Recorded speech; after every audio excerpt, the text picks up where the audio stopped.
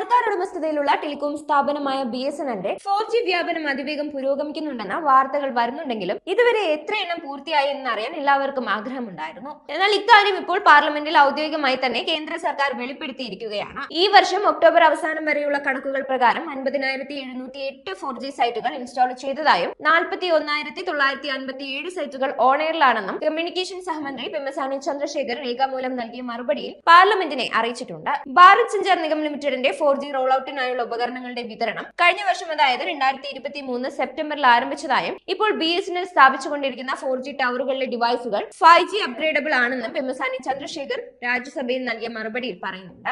വിവിധ സംസ്ഥാനങ്ങളിലും കേന്ദ്ര പ്രദേശങ്ങളിലും BSNLന്റെ 4G 5G റോൾ ഔട്ടിനായി പ്രത്യേക സമയക്രമമുണ്ടോ എന്നത് സംബന്ധിച്ച ചോദ്യത്തിന് ആത്മനിർഭർ ഭാരത് പ്രൊജക്ടിന് കീഴിൽ ഇന്ത്യയിൽ എല്ലായിടത്തും തദ്ദേശീയമായി വികസിപ്പിച്ച 4G എത്തിക്കുന്നതിനായി സർക്കാർ ഉടമസ്ഥതയിലുള്ള ടെലികോം കമ്പനിയായ BSNL പർച്ചേസ് ഓർഡർ നൽകിയിട്ടുണ്ടെന്ന് മന്ത്രി പറയുന്നുണ്ട്.